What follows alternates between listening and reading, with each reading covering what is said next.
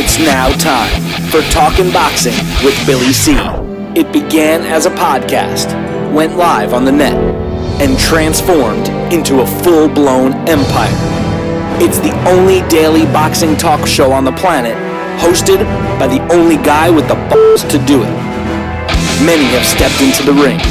Many have tried to take the belt. And one by one, they've fallen. Another victim of the undisputed heavyweight champion of boxing talk radio. Talkin' Boxing with Billy C is on now. My style is impetuous, my defense is impregnable, and I'm just ferocious. I want your heart.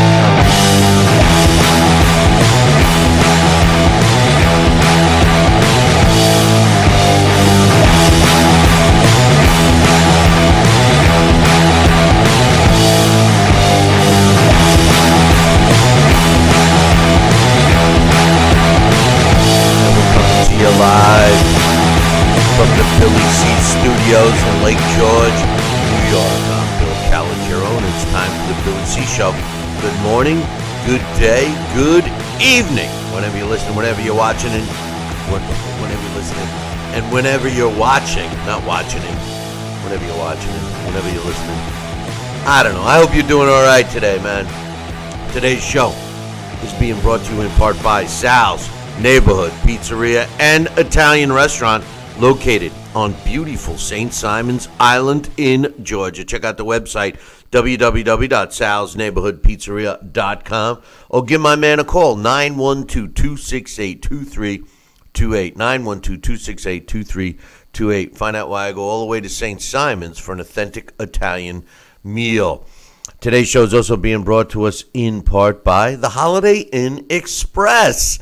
That's right. You want to be something you're not? Go stay at a Holiday Inn Express. No, Holiday Inn Express, man, it's the place I like to stay when I'm not in my own home, in my feety pajamas.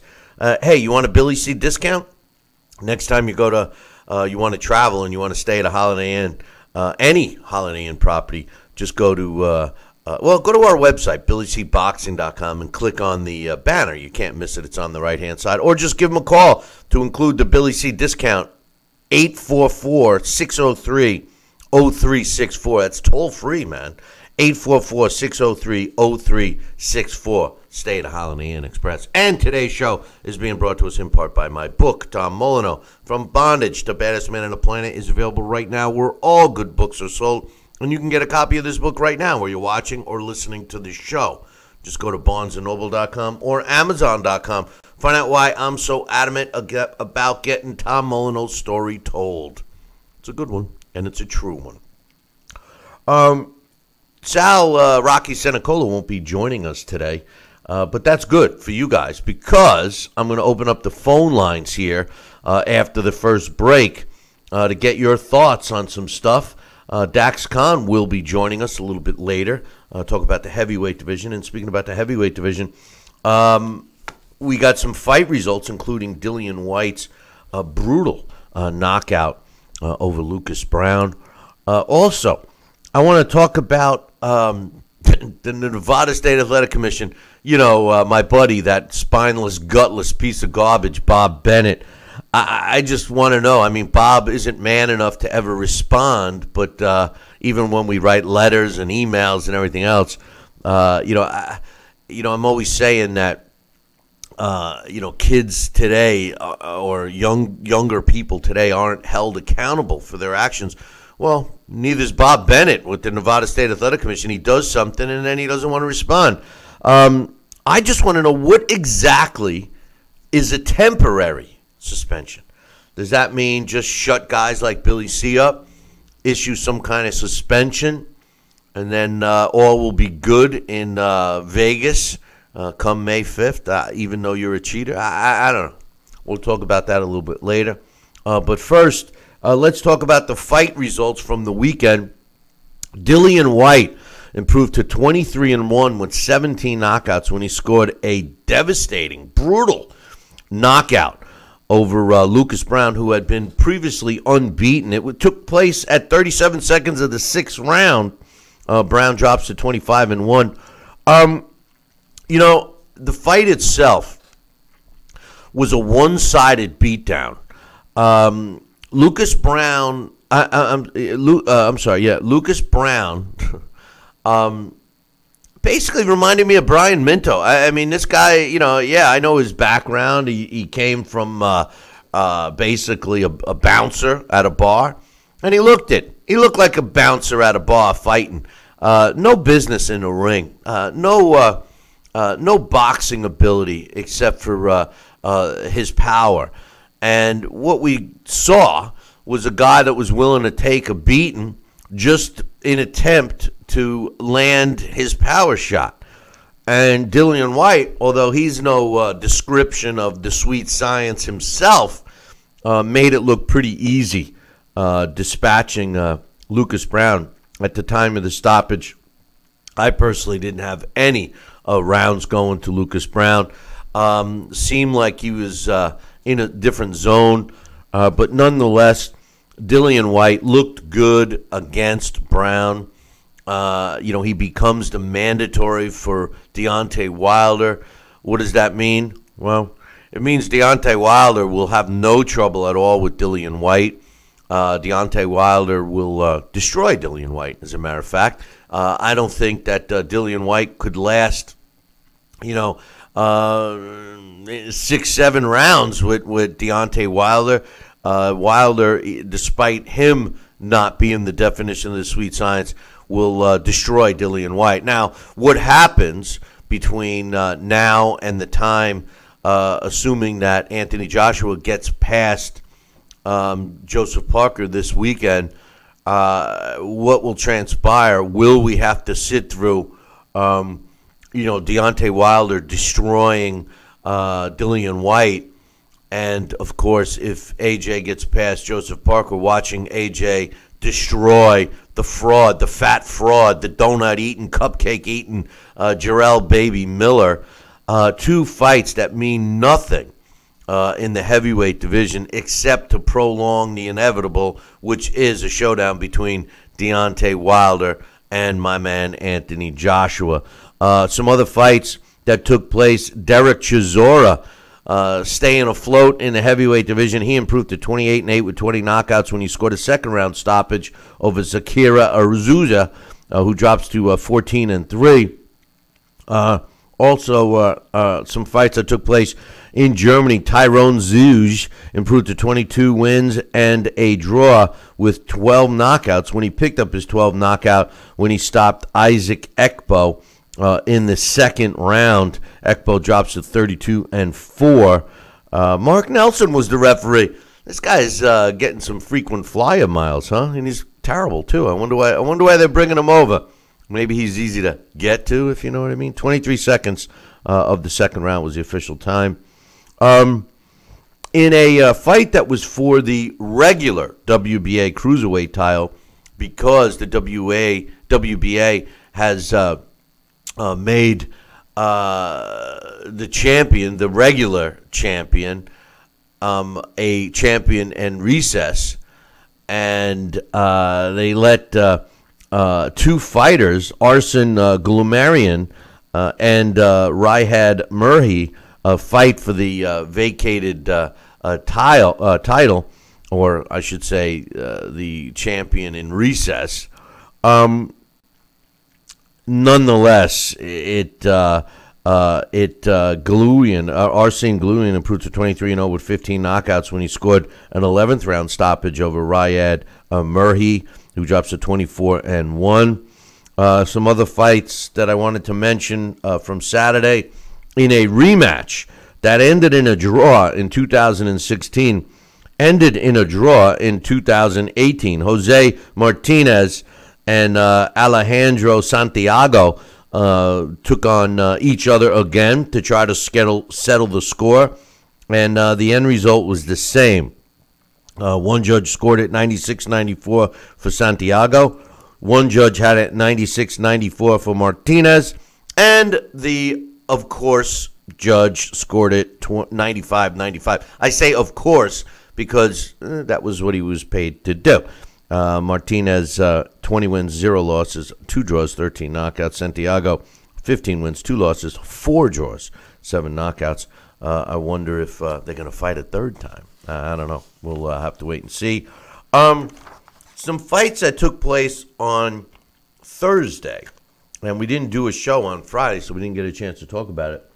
But Garcia, Ryan Garcia, who's known as Kingry Garcia, 19-year-old kid, the NABF champion in the junior. In the featherweight. I don't know if he's junior super featherweight or super featherweight. I don't know. It's listed on my notes as junior super featherweight. So unless they're saying he's a junior champion in the super featherweight division. Yeah. I think that's it.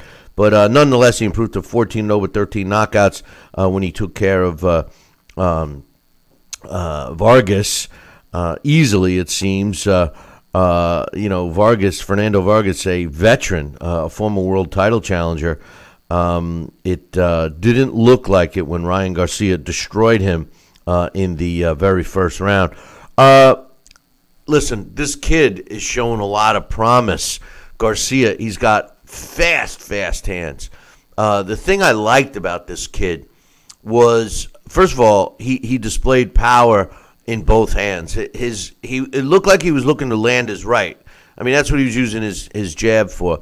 But the knockout, I mean, yes, he stunned him with his right, but the knockout came from a devastating, quick, short left right to the jaw that knocked down and out Fernando Vargas.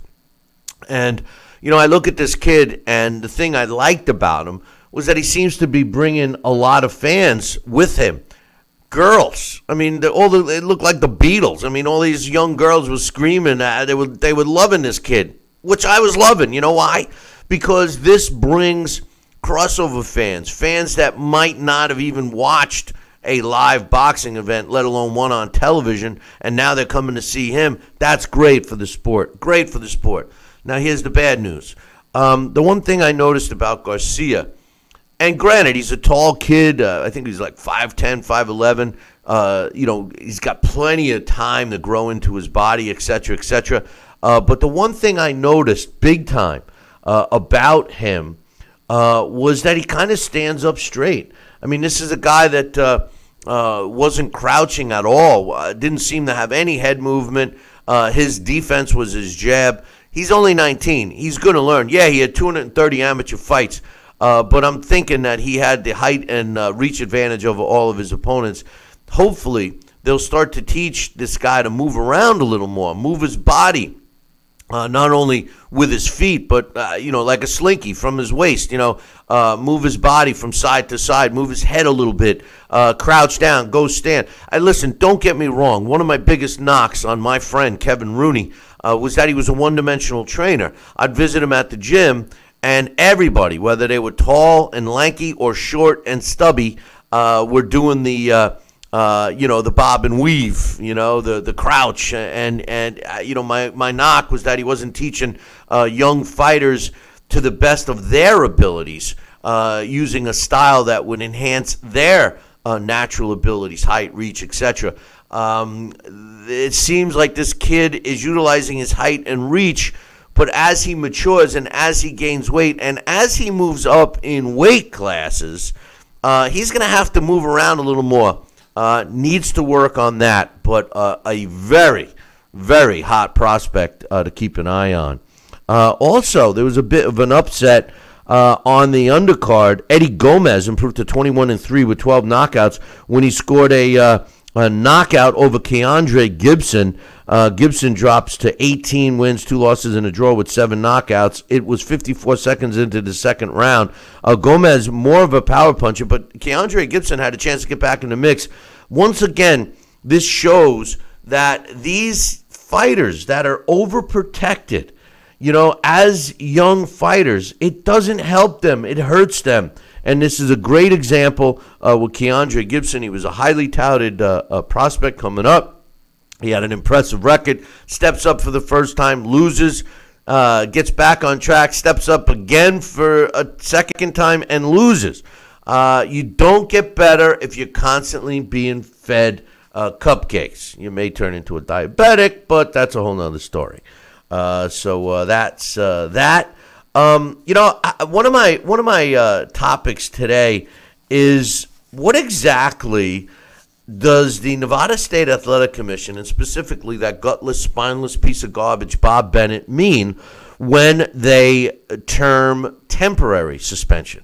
And that's exactly what they said was happening to Canelo. It was announced last week on Friday that Canelo is currently temporarily suspended by the Nevada State Athletic Commission due to his failed tests. Now, Bob Bennett, the spineless, gutless piece of garbage from the Nevada State Athletic Commission, issued a statement. Did he stand up and face the music? No. Did he answer any calls from reporters on the phone? No. He issued a statement, and that's typical Bob Bennett, not being held accountable. Now, in Bob Bennett's defense, like my friend Larry Hazard pointed out, he's not the only guy running the show in Nevada. They have a system. They have a board of directors. They all vote. And Bob Bennett is the sacrificial lamb, the face, if you will, who gets criticized by guys like me. And the truth of the matter is that we don't need little puppets in boxing commissions. We need strong commissioners that uphold their rules and regulations and do what's good for the sport, not for their pocketbooks, not for the revenue that the state can make, not for their buddies that are on, that are fighting, et cetera, et cetera. No, they're supposed to be looking out for the safety of the fighters and the rest of the participants in the sport of boxing. And the gutless, spineless piece of garbage known as Bob Bennett issued a statement. And the statement was as follows. He said, according to his statement, Mr. Alvarez is temporarily suspended by the Nevada State Athletic Commission per the executive director for his adverse and analytical findings, that being clenbuterol, on February 17th and February 20th. A commission hearing is scheduled for April 10th to hear from Mr. Alvarez or from Mr. Alvarez and from Mr. Alvarez to attend. Both Canelo and his handlers have been informed, as Triple G and his handlers. They still claim, Canelo and Team Canelo still claim it was contaminated meat that caused it. So they are going to, in my opinion, what this temporarily suspension means, temporarily suspended, what it means is that the Nevada State Athletic Commission is going to look from the test results after February 17th and 20th, which he tested positive for clenbuterol, and they're going to say, well, look, he's tested clean from this point on. He had moved his camp from Mexico, which is loaded with contaminated meat, and now he's squeaky clean. The fight goes on. That's what I think is going to be said, but it still remains to be seen what they do about it. My opinion is been very strong that I feel that they need to make a statement here and suspend him for 1 year, just like they would anybody else. And, send a strong message to people that are in this sport that think about cheating and thinking about getting past or beating a test or using some lame excuse why they tested positive. They'll think twice if they take a name like Canelo and do it. It has to happen. And it's not like I don't like Canelo, because I do. The truth of the matter is he got caught with his hand in a cookie jar. It's time for him to pay the consequences. And the consequences, in my opinion, means some kind of a suspension. And if y'all forgot, top platinum song by Roy Jones Jr., Triple G was pretty pissed about it last week. He says, again with the Mexican meat? Come on. When he was asked at his workout on Tuesday, he's like, I told you it's not the meat, it's Canelo. This is his team. This is a promotional company. Canelo's cheetah. They're using drugs. Everyone's just trying to pretend it's not happening. He said it was pretty obvious when Canelo's muscles were all enlarged and traces of the injections were visible. I could talk about Oscar, too. He's not clean. He's dirty. You should take a look at the photos and ask a doctor. Ask any doctor. Let him explain what those muscles are from. It's even better to use a lie detector. Then there wouldn't be any silly questions about meats or fruits or chocolate that he might eat. Hey, it's very uncharacteristic of Canelo to act like that. I mean, Triple G to act like that. But I can't say I blame him. I'm with him 100%. I mean, enough already. Enough already with the BS, you know? But anyway, temporarily suspended by the Nevada State Athletic Commission. What does that mean, boys and girls? Hey, I'm going to open up the phone lines in a half hour, in about 20 minutes. Maybe you can explain to me what it means. We got some emails. First one I want to read is from my man Stuart in the UK. He says, hey, Billy. He says, greetings from across the pond in the UK. Hey, I want to thank all of our UK viewers and listeners. I love you guys. And you know, you hear me say all the time that I want to come and do a show out there, maybe a week-long show. So if you have any connections or you can send me some information on who I should reach out to, anyone interested, we feel that it would fit at a gym, a sports bar, a casino, something along those lines. We would love to do the show out there for a week. So if you have any info, just drop me an email, Billy@TalkinBoxing, TalkinBoxing.com. Anyway, Stuart says, love the show, which is objective and thoughtful. Keep up the good works. Regarding the potential Joshua Miller and Wilder Whyte card, he says, the rise of Matchroom boxing and Eddie Hearn owes a lot to Joshua and his ongoing success in the ring. Of course, Hearn has a number of excellent fighters in his stable, along with some great prospects. However, Matchroom needs Joshua to grow Matchroom in the United States. I have a feeling that if Joshua beats Parker, and that's a big if, and if Whyte beats Browne, that's a smaller if. This I received on Friday, so the fight hadn't taken place yet. He says then the matchups between Miller and Wilder will be the next fights, with the emphasis on a USA versus UK affair, thus growing Matchroom in the US. Hearn is a personality himself, and the type of guy that... Did you ever notice how tall Eddie Hearn is? Eddie Hearn's like 6'6", 6'7". You know, he's a big dude. Anyway, he says, and the type of guy Wilder desperately needs to do some clever talking for him rather than the shouting and big talk that we associate with Wilder now. However, Hearn knows that for AJ to take a loss against Wilder in his next fight after Parker would surely slow Matchroom's ascent down. I'm pretty sure AJ knows this himself. AJ will be used as a catalyst, and only then will we see AJ and Wilder in the ring. All boxing fans, hardcore and casual, know who the players are. It's up to the boxers and the promoters to get the fight into the living rooms of the casual sport fan and the non-sports fan, as this is where the big money is. I like Hearn. He's a hard worker, and he's very astute. I believe we would let him. I believe we should let him take the wheel and work his magic, although I can see how not having AJ versus Wilder next would be a massive frustration to many fans, but this is a business, and a lot of money is at stake for all concerned. All the best, guys. Thanks for the entertainment. It's like I said, my man Stuart. First of all, I just want to say this. This was a intelligent, well-thought, and well-written email, and I appreciate that. But listen, I know the business. You know, I get it.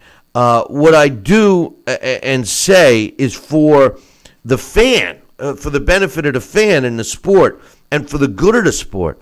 No offense to Stuart, but I don't need somebody to tell me that this is the business side. This is why it's going to be done like this, and blah blah blah. I get it. I totally understand, but I try to take on the opinion and feelings of the fans. And a fight between Deontay Wilder and Dillian Whyte, and assuming baby fraud, fat, tomato-eating Jarrell Miller beats Johan Duhaupas, to see him fight AJ is a joke. We don't need that kind of fights. We just don't. As far as Matchroom not being a big promotional company in the U.S., that doesn't matter. The fans really don't give a rat's ass who is promoting anything. All they care about is the fight itself. And listen, boys and girls, the fight that we want to see right now, and this is providing Anthony Joshua gets past Joseph Parker on Saturday night, is Deontay Wilder fighting AJ. End of story. It's a 2-fight deal. Both fighters go in with a risk with losing. And the beauty of it is you make a 2-fight deal. So if AJ should get dethroned by Wilder, they have a rematch. If Wilder gets dethroned by AJ, they have a rematch. It's called home and home. One in the UK, one in the US. There's no reason to fight a preliminary fight. The value isn't there. The money that can be made for these two guys to fight each other twice would would supersede the possibility of any money, and you reduce the risk. Anything could happen. Deontay Wilder could break his hand, his right hand, on Dillian Whyte's head, and then never be successful again. AJ could get a cut that opens up against Jarrell Baby Fat Miller and have a substantial weakness in his fight. No, there's not enough money or reasons to make these two preliminary fights leading up to the showdown between AJ and Deontay. There's no reason. You can't make a business decision and convince me that it makes sense, because a good businessman, a good promoter, a good manager will set up these two contracts, will structure the contracts in such a way that both guys, Deontay Wilder and AJ, will be financially set forever after the first fight, let alone the second fight. So, no, there's no reason, business, opinion, or any other reason you could throw at me, unless they're going to pay these guys $100 million to fight these two preliminary fights, which they're not. There's no reason to wait. There's no reason. Stuart, my man, thank you for the email. It was a good one. I'm going to take a short break. When I come back, I got more emails. Then we're going to open up the phone lines. Don't go anywhere. Billy C will be right back.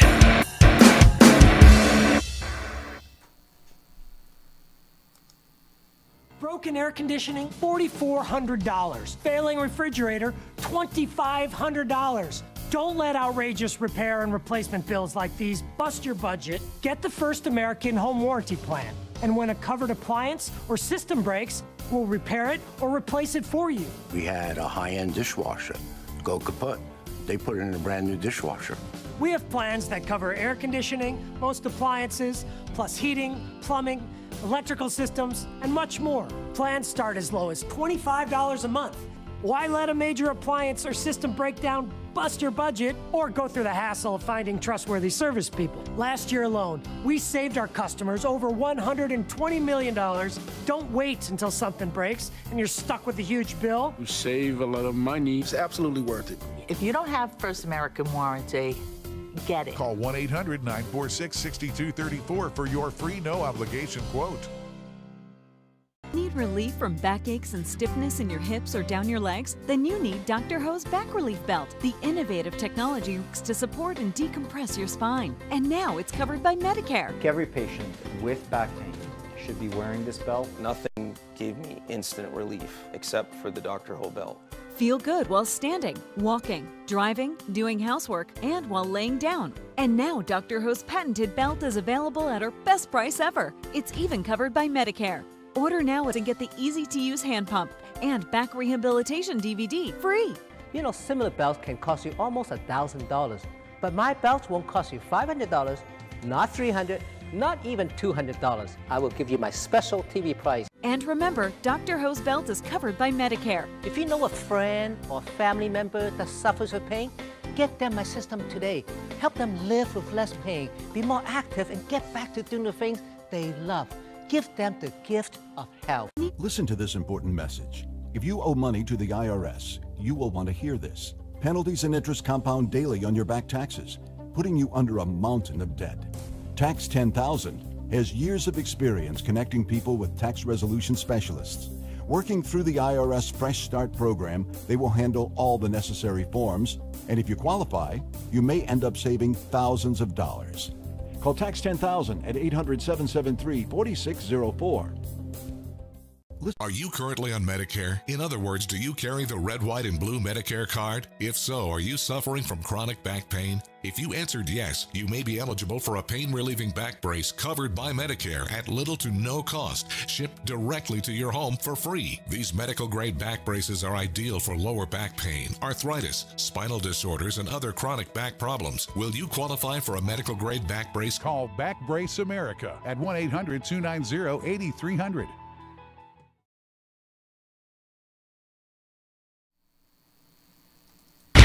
Check out BillyCBoxing.com now, or feel the wrath of the mighty mustache. Oh, that hurts! Why are you doing that to my face? I hate you! That's BillyCBoxing.com. Consider this your warning.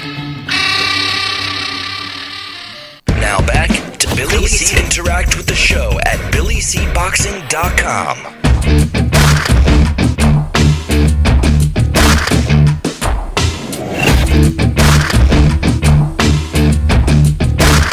And we're back. You're watching and listening to the Billy C. Show. Glad you could be with us. Getting some comments on all the chat rooms. Listen, there's no reason for Deontay Wilder being forced to fight Dillian Whyte. Don't even send me an email, or when I open up the phone lines here in about 10 minutes, don't tell me that the WBC is going to make Dillian Whyte the mandatory and he's got to fight, blah, blah, blah. Doesn't matter. Doesn't matter. You know, who the hell is Dillian Whyte? Dillian Whyte was a prospect that got moved into contendership quickly. He hasn't fought anybody of note. Now, neither has Deontay, but Deontay has done one thing. He beat Luis Ortiz, and I don't want to hear about the age because I said the same thing. And don't get me wrong. You know, I thought that Luis Ortiz, especially the nature in which Deontay beat him, warrants him to pass go, collect the 200, and fight AJ right now. End of story. It's the only fight that we want to see, man. It's the only fight that makes any kind of sense in the heavyweight division. Anyway, hey, if you're agreeing or disagreeing, or you got another thing that I'm missing out on, don't forget, I'm going to give you the phone number to call in here in about 10 minutes. So we're going to open up the phone lines for you guys today. Dax Khan joins us in about a half hour. Get his thoughts on the heavyweight division. So a lot of stuff. But Foist, I got some more emails. This one's from my man, Coach. Coach is in the chat room right now. He says, hey, Billy C. should had added this to, let's see, you must have another,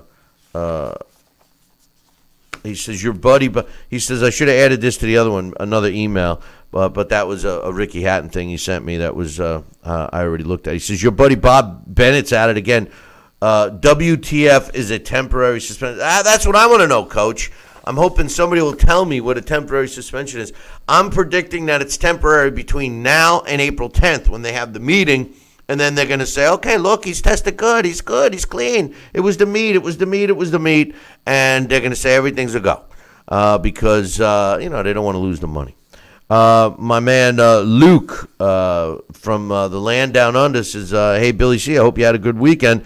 The Lucas Browne, Dillian Whyte for me was not a letdown like what I'm seeing a lot of people on social media saying, but it was more of a concern. The moment Lucas walked into the ring, I turned to my wife and I said, he's going to lose. Something seemed off. Something seemed strange with him. I know some fighters look stern and sullen when they walk into the ring.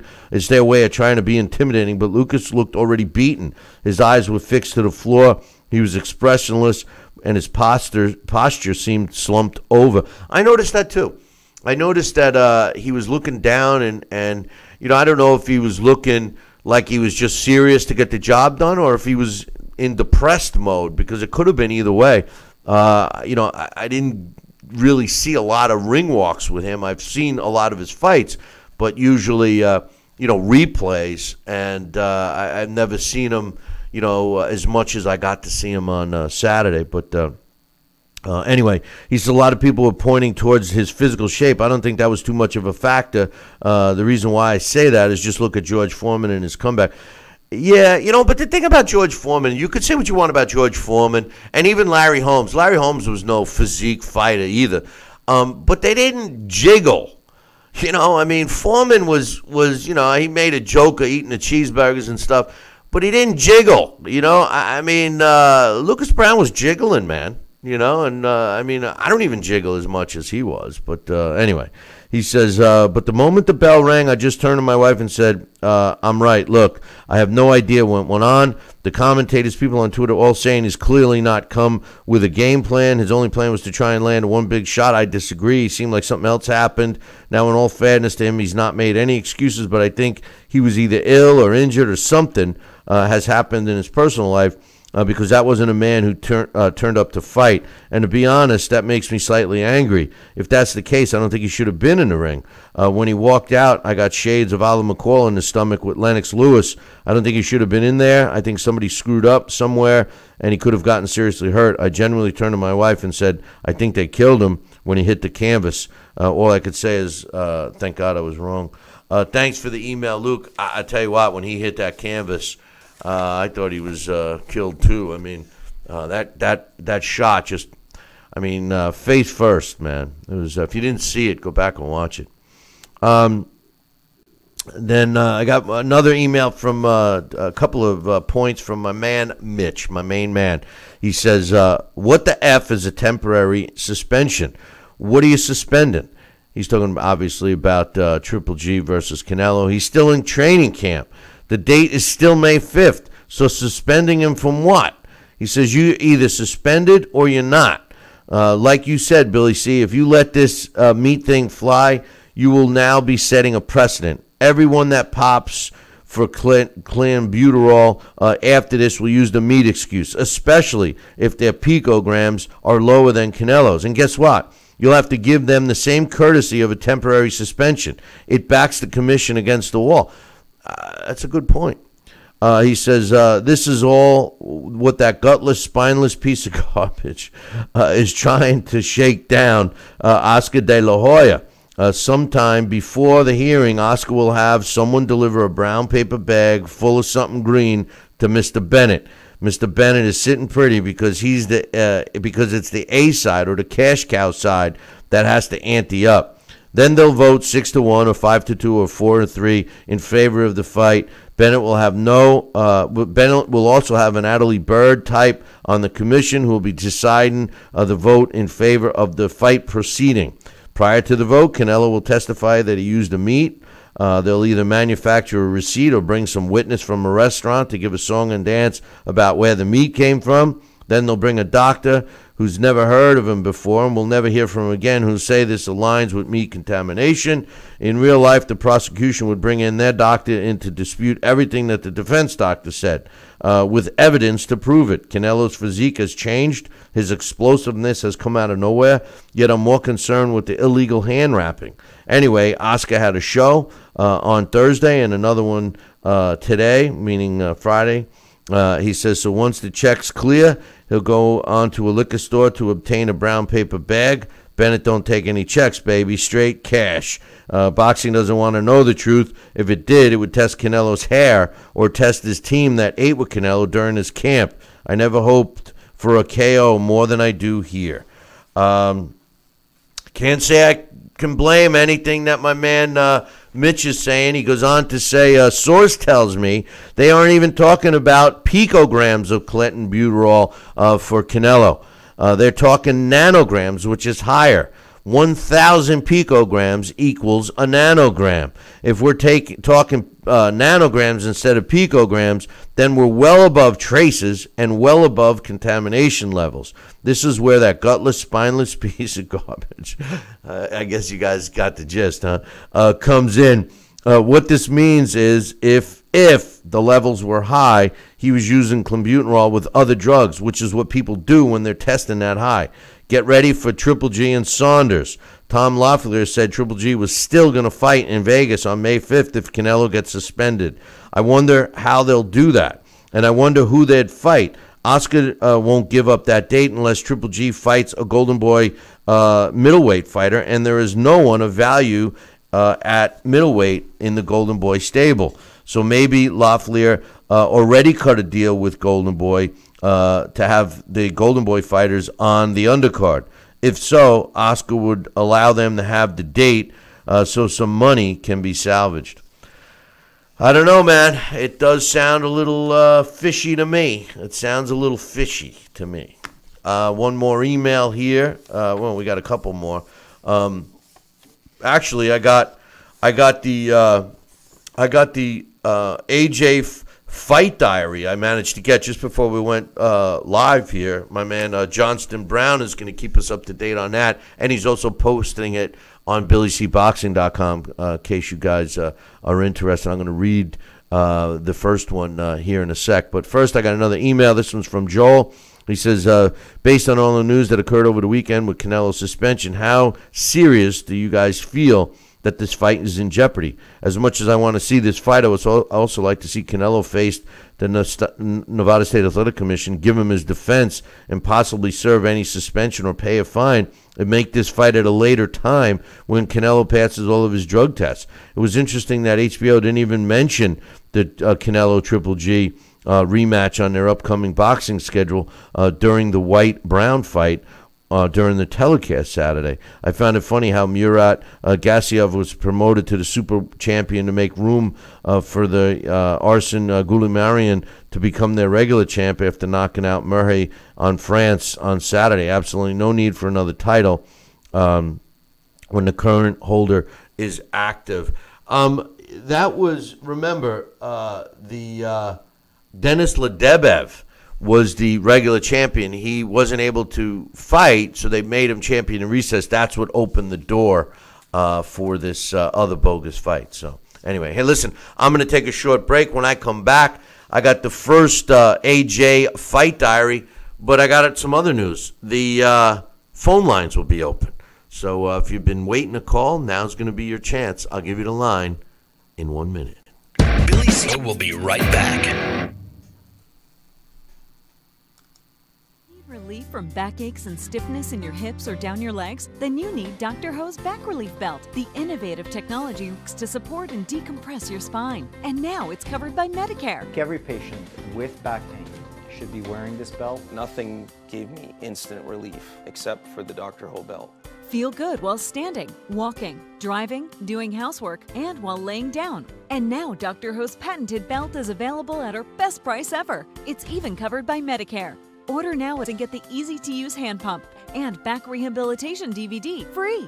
You know, similar belts can cost you almost $1,000, but my belts won't cost you $500, not $300, not even $200. I will give you my special TV price. And remember, Dr. Ho's belt is covered by Medicare. If you know a friend or family member that suffers with pain, get them my system today. Help them live with less pain, be more active, and get back to doing the things they love. Give them the gift of health. This is important news for women using birth control medications and devices. If you or a loved one have been diagnosed with a pseudotumor after using one of these birth control drugs or devices, you may be eligible for a cash award and medical expenses. Contact the law firm of Davis & Crump right now if you or a loved one have used one of these birth control medications or devices and were diagnosed with a pseudotumor to see if you are eligible for a cash award and medical expenses. Call now. Operators are standing by. Hologram USA presents a proposal to all investors. Hologram USA is an innovative three-dimensional patented Billie Holiday and many more is integrating live performances to bring your favorite past and present entertainers beyond your imagination. Invest in the patented technology before the banks scoop up all the stock. Invest in Hologram USA today. Hologram USA Flagship Theater, located on Hollywood Boulevard's Walk of Fame, is the first of many to come. Call now to be part of the explosive growth. Pick up the phone. Dial the number on your screen now. Invest in Hologram USA today. Call the number on your screen right now to learn about this investment opportunity. Call 800-624-1673. 800-624-1673. Are you currently on Medicare? In other words, do you carry the red, white, and blue Medicare card? If so, are you suffering from chronic back pain? If you answered yes, you may be eligible for a pain-relieving back brace covered by Medicare at little to no cost, shipped directly to your home for free. These medical-grade back braces are ideal for lower back pain, arthritis, spinal disorders, and other chronic back problems. Will you qualify for a medical-grade back brace? Call Back Brace America at 1-800-290-8300.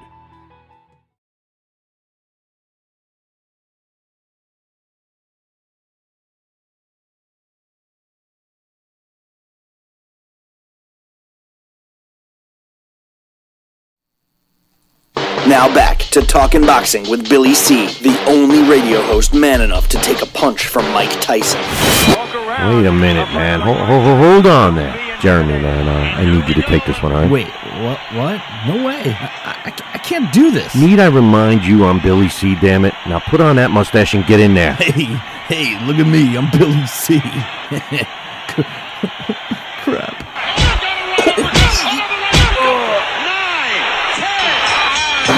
The undisputed heavyweight champion of Boxing Talk Radio. It's Talkin' Boxing with Billy C. Now back to Billy C. Interact with the show at BillyCBoxing.com. And we're back. You're watching and listening to the Billy C. Show. Glad you could be with us. Johnston, my man Johnston, he's got a column up on BillyCBoxing.com. Is kind enough to forward us the fight diary that Anthony Joshua puts out during fight week. And I got the first one right now. And speaking of first, we are going to open up the phone lines. And here's the way it's going to work, boys and girls. We are going to take one caller at a time. If you get, if you call in and we answer, you'll hear us.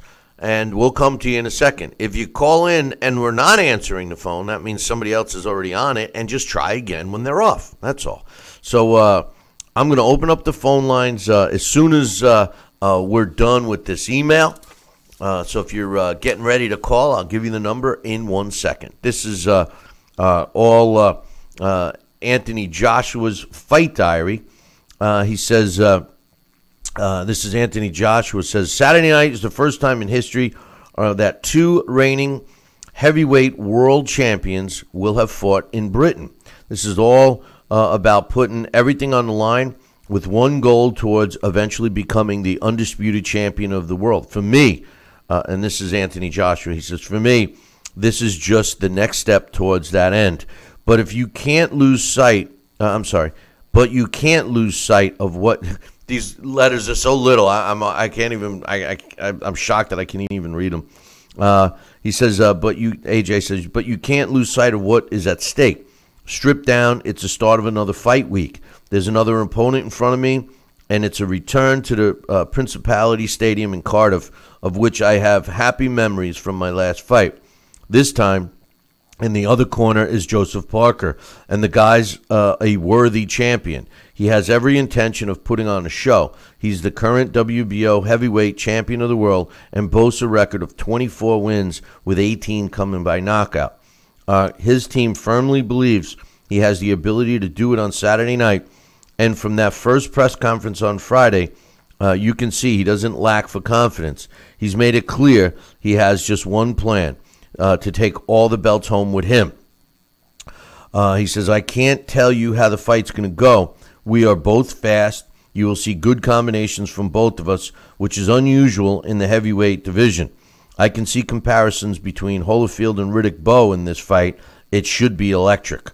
Everyone knows there's a lot of talk before these fights, and there seems to be a lot of attention surrounding my weight and whether I'll be coming in to this one lighter than I did against Carlos Takam. But the funny thing is that my weight right now is similar to what I was tipping the scales at the same point before Takam, and I ended up weighing the heaviest of my career to date. Really, though, the weight's neither here nor there. It's never been that important before in my career. The important thing is the training camp has gone well. It's all about how I feel in myself, and I'm feeling really good right now. That said, there's no complacency creeping in. I try to use each camp as a learning experience, and I now understand that fight week is just as important as the camp is itself. I'm correcting my mistakes each camp to improve as a fighter, and as a team, we look at all the aspects of training, with diet and time management not being overlooked. For this camp, I've started training later in the morning to increase the amount of sleep I get, and I feel fitter and fresher. This is probably the first training camp where I start fight week feeling well rested and enjoy doing these 3 sessions a day. This has added to my confidence for this fight, as I know I've not missed a run or finished a training session early. In short, no stone has been left unturned ahead of Saturday. Traditionally, boxers get up early in the morning to train. The traditional pattern is a 5 a.m. run, followed by a breakfast and straight into the boxing gym. I've been shifting my training patterns this time around, moving away from the traditional routine to suit the way my body works and how I can feel the benefits.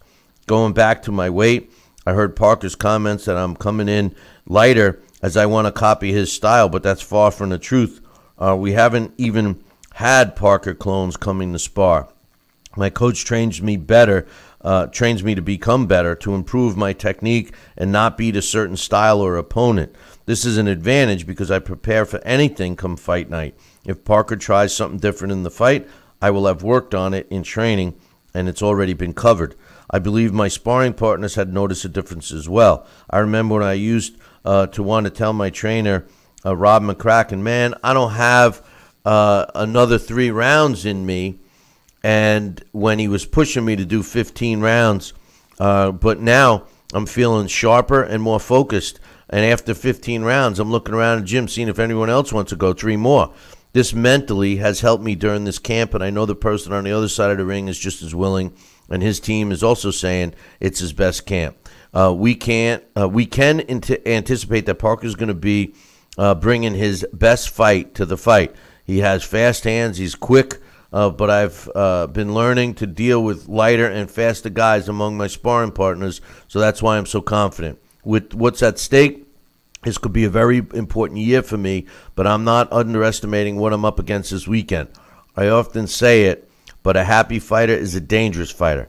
I'm that, and this will be 2 hungry young fighters laying it all on the line.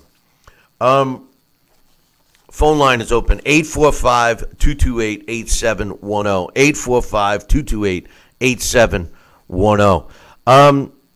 I've always loved Anthony Joshua, there's no question. He seems like a well-grounded guy, and he's not opposed to continue his learning, which I think is important for any fighter. And, I believe that he's going to give us another performance. But the one thing I do believe with his comments is that he's not taking Parker lightly, even though we're all talking ahead, all of us. Promoters, his own promoter, they're talking ahead of the fight. When we meet AJ, when AJ and Deontay meet, we're going to fight this one, we're going to fight that one. They got Joseph Parker on Saturday. That's the first fight. He's got to win that one. Joining us right now, we got a caller on the line. What's your name? Where you calling from? Billy, it's Joel. What's up? Hey, Joel. Long time no hear. What's going on, my man? Not much. I missed the first 15 minutes of your show. I just got home.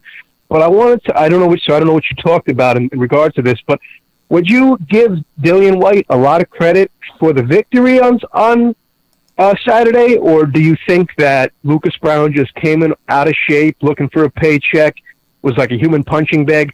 Because, I want to give Whyte the credit. I think he deserves a huge fight against a Joshua Povetkin next, but I wanted to hear what you think. Should we really give Dillian Whyte all that credit for that victory? Well, I think credit is deserved. Lucas Browne was a former world champion. He was undefeated.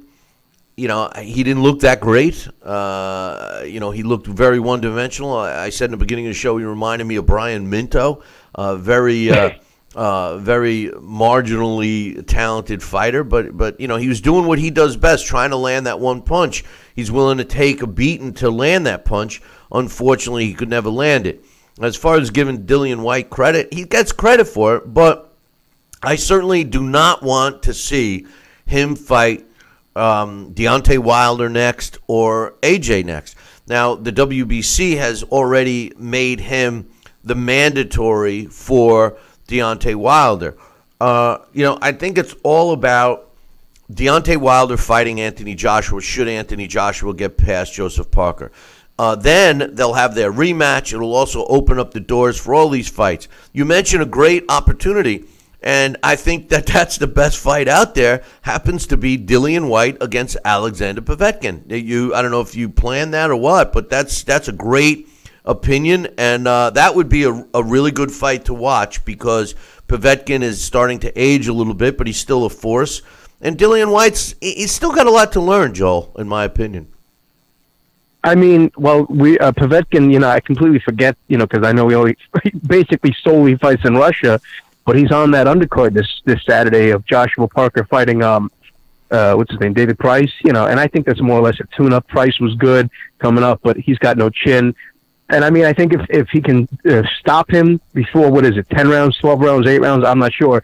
But I think if Povetkin stops him, that would be a great fight. And the winner of that fight really should be the one to say, hey, I want the Anthony Joshua or the Deontay Wilder. I wouldn't mind. I read somewhere last night online that they don't want to do AJ and Wilder next. They want to maybe wait till 2019. I forgot who said it, if it was Eddie Hearn or somebody. But my point is that if the summer comes and they do say, okay, Wilder's going to fight Dillian Whyte, I'd have to disagree with you. I wouldn't mind seeing it.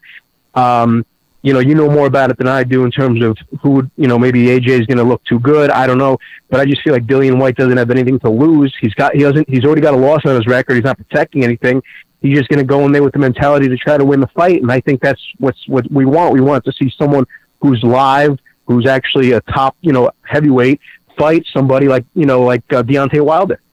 First of all, you really think that Dillian Whyte would give Deontay Wilder a challenge? I mean, I don't think so. I think Deontay Wilder destroys Dillian Whyte. Dillian Whyte showed me nothing that would suggest that he would fight and that he would give Deontay a good fight. Yeah, he works the body. That would be, I'll tell you the truth, that would be one thing that I would like to see, because I personally do not think that Deontay Wilder would handle an all-out body attack. But you got to get in close to fight him. But here's my point, Joel. Why? I mean, there's no reason. We're not talking about guys that are still developing. We're talking about two guys that are telling the world that they're the best in the heavyweight and that they can fight each other. Why do we need to wait again? I don't want to hear that people in the UK don't know who Wilder is. I don't want to hear that people in the US don't know who AJ is. That's BS, because any boxing fan knows who both these guys are, and we don't need to marinate. You really want to see, Anthony Joshua fight Jarrell Baby Miller? I mean, Baby Miller is a fraud. This guy fought nobody to be in the position that he's in. And as far as Dillian Whyte, hey, have those two guys fight each other. That's what you do when you climb the ranks. You have two young fighters like Dillian Whyte and Jarrell Baby Miller supposed to be fighting each other. They're supposed to fight each other. Yeah. The winner moves on. That's how you get a solid, chock full of talent division. You have those up-and-coming guys meet each other after they got, 18, 19, 20-something fights. That's when they fight each other. And then the winners move on, and the loser has to fight another young guy to move on. Dominic Brazil comes to mind. Why didn't Deontay ever fight him? He's a guy that I think is underrated. He started a little late because he was a football guy. He has a lot of holes in his game, but he's got a granite chin, and he can punch. There's a guy that I would be working with. I'd like to see him fight somebody, whether it be Dillian Whyte or even Deontay. But first things first, Deontay and AJ have to take place. It has to take place next. I'm sorry. There's not another fight in the heavyweight division that could be crammed down my throat that I would say, you know what? Yeah, I do want to see Deontay fight him, or I do want to see AJ fight him. No, they have to fight each other. I agree, and I think that the problem is I remember, I forgot if it was Lopez and Gamboa that, what's his name? The Bob Arum was trying to marinate forever, and it blew up because I forgot. I think one of them lost. I think that was the fight. Who was it? You don't want to have that happen. I'm sorry? Who was it? What are you talking about? I was several years ago, like 9 years ago, I remember, wasn't Bob Arum trying to marinate Yuriorkis Gamboa and Juan Manuel Lopez? And I think they were on a collision course, and I forgot what happened. One of the guys lost, and it never happened. Juanma got knocked out. He lost. Yeah. No, I know. Yes, that's what I'm saying. But forever, Bob Arum was trying to make that fight, but he was kept marinating it, and putting him up against other guys on the same card and stuff. And my point here is that you don't want to do that with Anthony Joshua and Wilder, because there's so much money to be made. If there's a slip up, it would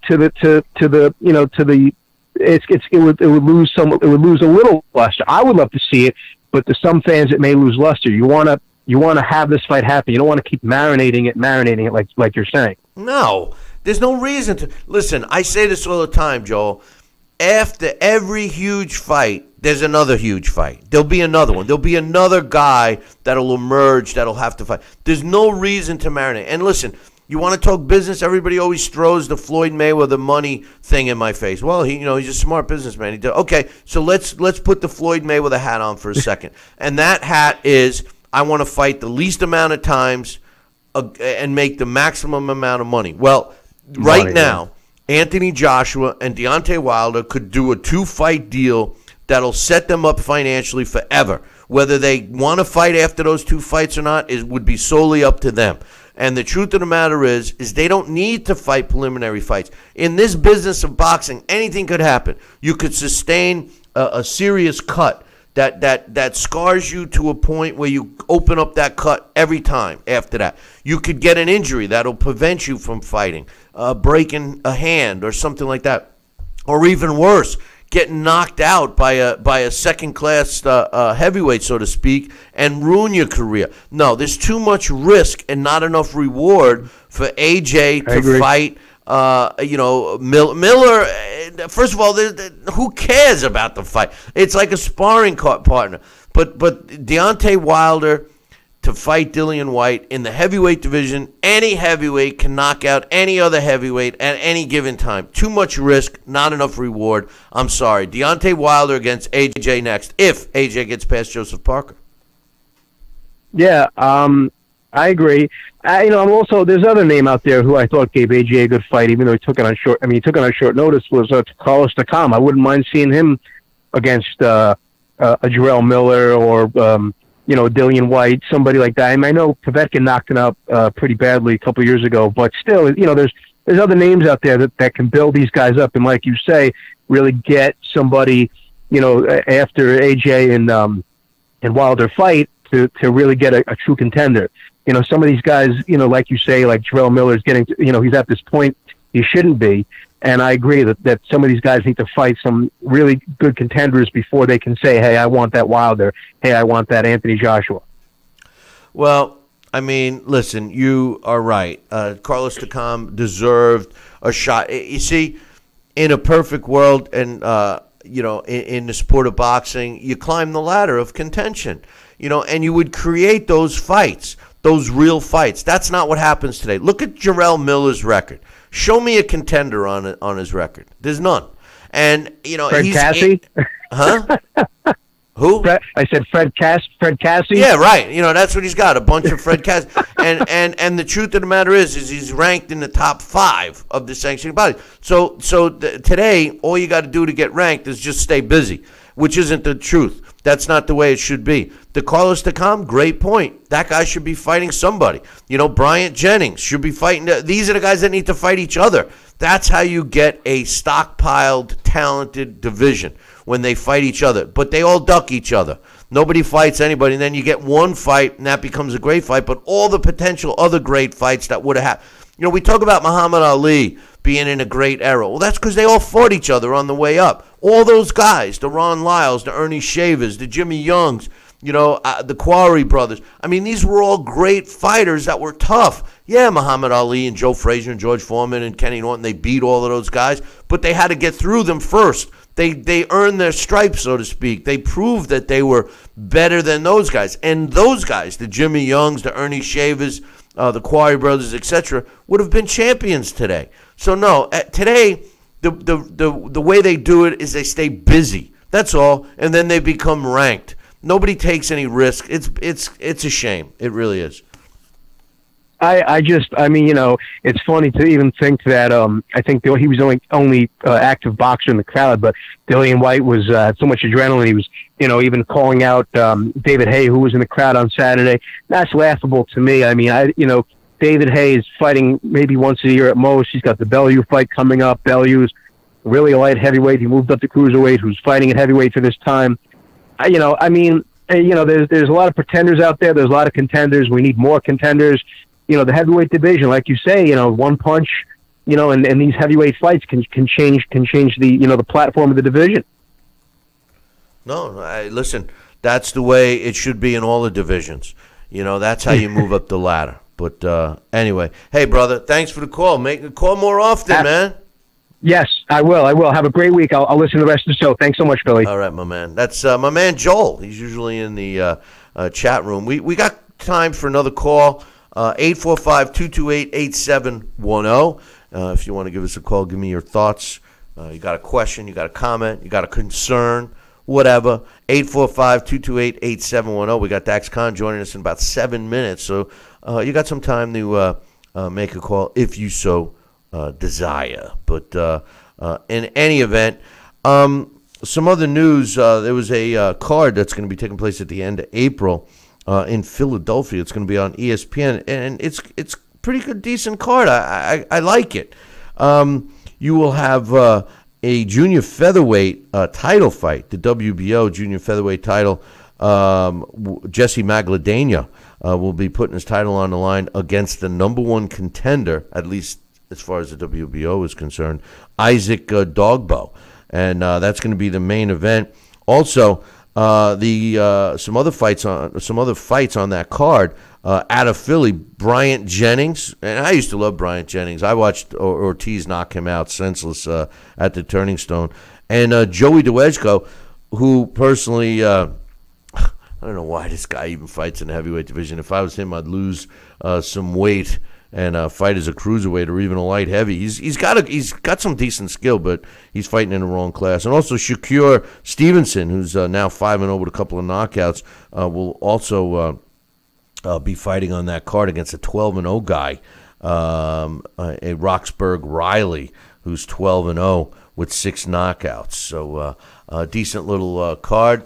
Another thing that I wanted to talk about was Mikey Garcia. Did you catch what took place with Mikey Garcia over the weekend? Mikey Garcia has decided that he's going to keep the junior welterweight title. He had a certain amount of time, I think 10 days, to decide whether he was going to relinquish the junior welterweight title or the lightweight title. He had to pick one.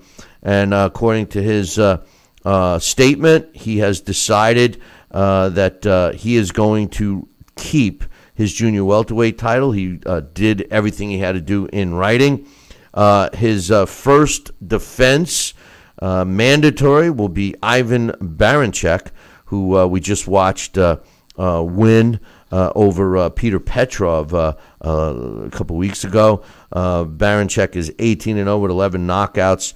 That was the condition that he got to fight for the title, and he's got to do that within 90 days. So negotiations have been ordered between the two camps. If they're not able to be reached by April 22nd, a purse bid will be taking place. Now, as far as the WBC is concerned, because that was the lightweight belt that Mikey Garcia had, Mauricio Suleiman has mentioned that we will wait and talk to Mikey Garcia ourselves before we do anything with that belt, make it vacant, whatever. Mikey has not reached out to the WBC yet, and that's because he's on a humanitarian mission, in Belize. So as soon as he gets back from that, Mauricio Suleiman will be speaking with him about his intentions of moving forward. So that's what we got going on in the sport. Now, this week, our blast from the past. Oh, my goodness, I forgot what our blast from the past is. Oh, it's going to be on Michael Nunn is our blast from the past this week. Michael Nunn will be what Alex and I will be discussing on Wednesday. So we'll see what happens with that. And let's see what else we got going on. Larry Hazard will be joining us. Don't forget, we got the super chat going on, and I want to give a shout out to my man Johnston Browne, who just gave us a super chat, and he says if Parker wins, it'll be Joseph Parker against Anthony Joshua in a rematch, and then White will take on Wilder. You know, my man Johnston, you got to check out his column up on BillyCBoxing.com, and I appreciate him with the super chat. You know, these guys all talked me into doing the super chat, and now they're the only ones that are doing it. My man Johnston, he really appreciate the super chat. If you don't know what that is, go on over to the YouTube chat room, and you can do a super chat. What's a super chat? Well, if you do a super chat, I will say what you want me to say on air. Yeah, so you're paying for it, man. But my man Johnston, he's also, we give him kudos for giving us the diary from my man Anthony Joshua.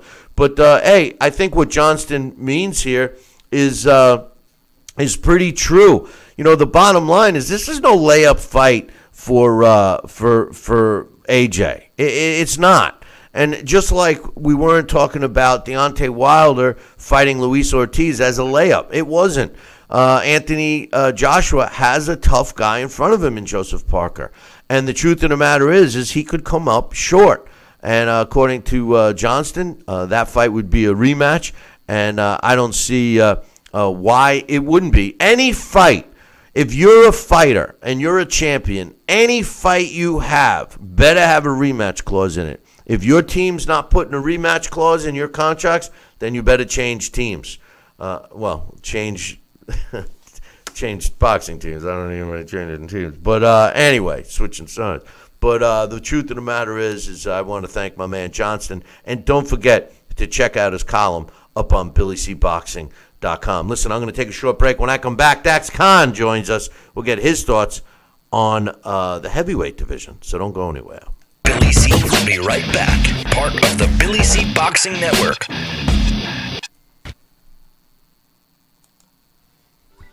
Snacking has never been this exciting. At Graze.com, we combine wholesome ingredients with the flavors we all love to create over 100 exciting snacks. Like these. We'd love to send you a Graze sampler box for free. Just go to Graze.com, enter the code ENJOY36, and we'll mail your free box to your home or office. Join thousands of Grazers already in love with our exciting snacks.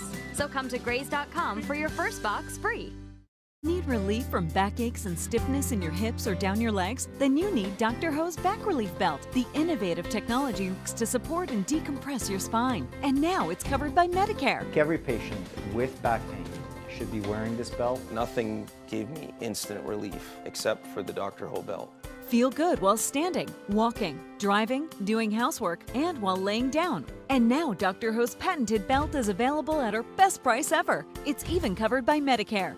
Order now and get the easy-to-use hand pump and back rehabilitation DVD free.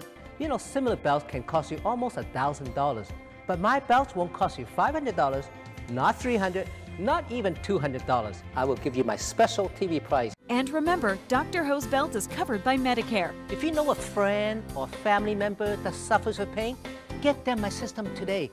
Help them live with less pain, be more active, and get back to doing the things they love. Give them the gift of health. Listen to this important message. If you owe money to the IRS, you will want to hear this. Penalties and interest compound daily on your back taxes, putting you under a mountain of debt. Tax 10,000 has years of experience connecting people with tax resolution specialists. Working through the IRS Fresh Start program, they will handle all the necessary forms, and if you qualify, you may end up saving thousands of dollars. Call Tax 10,000 at 800-773-4604. Endless pools are an incredible alternative to traditional pools, making it easy and inexpensive to swim at home. Exercise year-round against a smooth current set to your desired pace and temperature. With our new underwater treadmill, you can walk or run without stressing your joints. Endless pools are simple to install and even simpler to maintain. The water stays crystal clear with almost no chlorine. Call for your free idea kit and experience the freedom of swimming at home.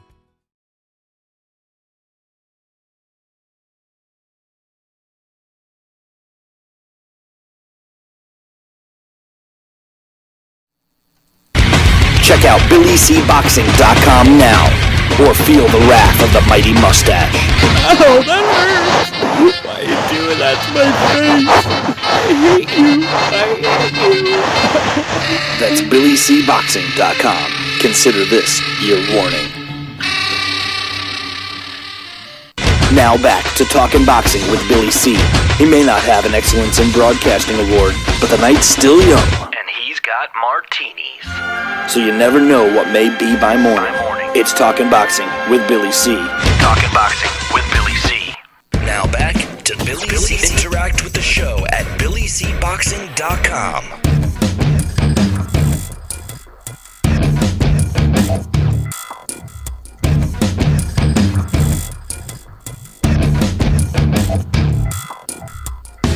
And we're back. You're watching and listening to the Billy C. Show.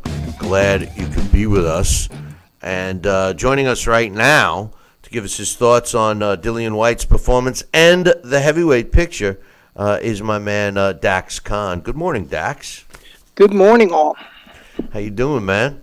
I'm here. That sounds good. It sounds good. Dillian Whyte, I'm getting a lot of comments in the chat room. Some people think that, this guy could beat Wilder. Some people think, who is he? Why did he even get a shot? Should he get a shot? Who's he beating? Et cetera, et cetera. First things first, he destroyed Lucas Browne in my opinion, totally one-sided fight on Saturday. What was your thoughts about the performance first?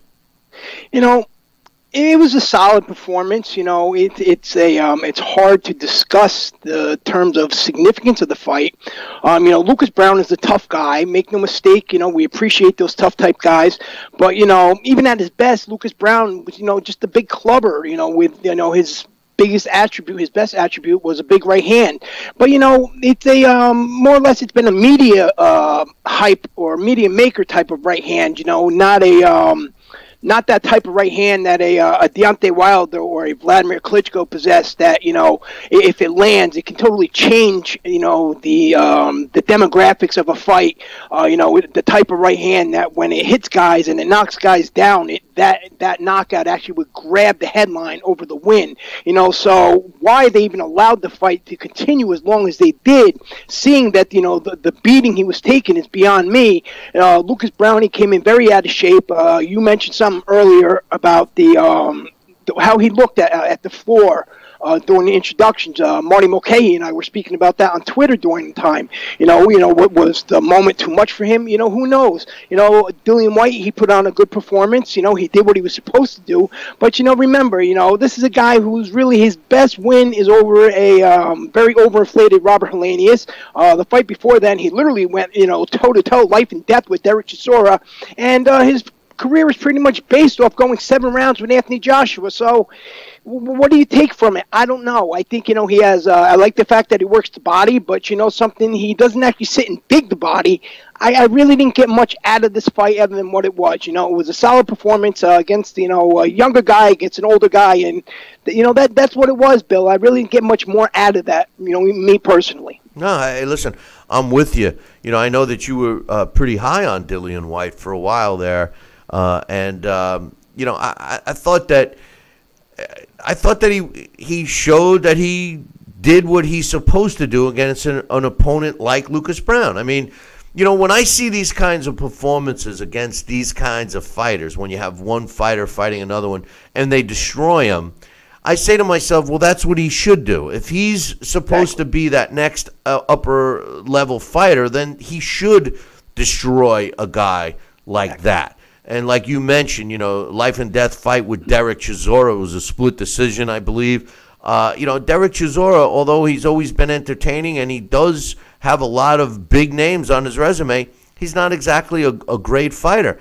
That's always been my argument with Wilder as well. He fights these guys, he gets in these tough fights, he wins, but that's what he's supposed to do. He's had the impressive fight against Ortiz. That was it. AJ's got his fight against Klitschko. He's fighting another champion this weekend. In my opinion, maybe not to jump the gun here, but in my opinion, there's no reason to have a preliminary fight between Deontay and someone, specifically White, and AJ and someone, specifically Miller, should both of those guys get past their next fight. So what's your thoughts on the heavyweight division? I know you had some opinions that are outside the box. Well, should Anthony Joshua get past WBO champion Joseph Parker, I would think that a Joseph Parker versus Dillian Whyte fight would be great for the sport. I like Dillian Whyte. I just don't think, he's that upper tier. With them both being the two highest volume body punchers in division, I think that would be great. This fight, the Wilder Ortiz fight, answered a lot of questions on Deontay Wilder, very much like we spoke that the Vladimir Klitschko fight answered with Anthony Joshua.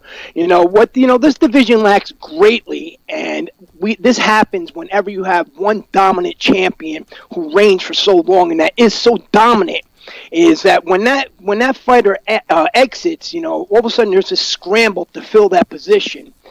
Whoever comes on top here, whether or not it's Anthony Joshua, Deontay Wilder, Joseph Parker, or even Tyson Fury, if he should come back, what we're lacking here, truly, Bill, is that aura that surrounds being the heavyweight champion. We haven't had one of those in a long time, and because of Vladimir Klitschko being so dominant, that you were almost in this position where it almost became a mandatory and a mainstay, that you knew that this was the guy who led the division. The heavyweight champion has always been, the top guy of the division. Maybe not, the pound-for-pound best guy, but he has always been the guy who guided the division. He's the guy that always stood out. That is the guy who had that aura that fans, whether or not you're a dedicated boxing fan, whether or not you're a casual boxing fan, that you looked at that guy, when that guy walked to the ring and he walked past you, you said to yourself, something, that is the baddest man on the planet right there. However that guy carried himself, whether you loved him, whether you hated him, there was no doubt in your mind. That man right there is the most dominant force on the planet. Any other man that steps inside that ring with a pair of gloves on has no chance at beating him. And when that guy lost, we're shocked. Even when the guy was past his best, we're shocked because that heavyweight champion had such an aura, and we don't have that today. What we have are a lot of guys. We have talented guys. Don't get me wrong. Deontay Wilder is a very talented fighter. Anthony Joshua is a very talented fighter. They're both Olympians. They're both medal winners. Joseph Parker is a very talented fighter. The rest of the heavyweight division lacks greatly. Alexander Povetkin, longtime belt holder, but he's past it. He's 38 years old. He's been caught for PED use. Kabrat Pulev, a tough guy, but something, he was never able to get up past that hump. You have Jarrell Miller, who comes down. He talks more than any. He talks himself into fights. Dillian Whyte, again, as we stated, he's a talented guy, but he's not that upper level. Luis Ortiz, we thought Luis Ortiz might make some noise, but there was always that PED incident around there. So, something, that leaves this division open. That leaves one of these guys have to step up. One of these guys have to go in there, and one of these guys have to sit there to not only for their own or their sake, but for the sake of the sport, to really reach that true dominance. Even if you don't know, and you say it yourself, how many times you've walked around and asked who Deontay Wilder is, and people just stare at you with this blank look.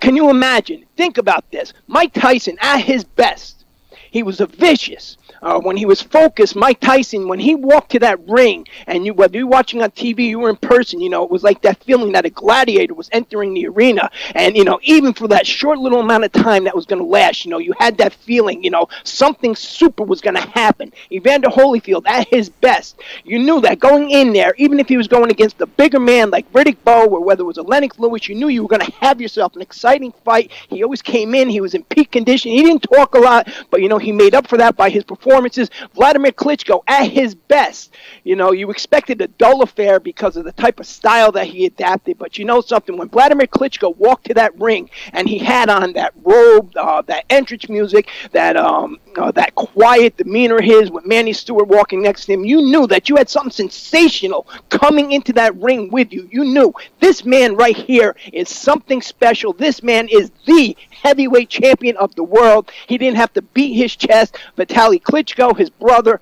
less revered, but a great fighter in his own right, going to the Hall of Fame this year. Vitaly Klitschko, he would break guys down into submission. You knew if one Klitschko was going to get these guys, the other Klitschko was. These guys had the sport sewn up. No matter who the pound-for-pound best was, you looked at these guys and said to yourself, These guys right here are the very best in the world. They are 6'6", 6'7". There is not another man in the world, unless he gets lucky, and this is their worst night, that's going to walk out of that arena with that belt. And the fans came out in tens of thousands. They tuned in hundreds of thousands, and they all just wanted to see what the heavyweight champion is going to do. Right now, Anthony Joshua, despite the 90,000, 100,000 fans, and the big draw he is, he's very personable.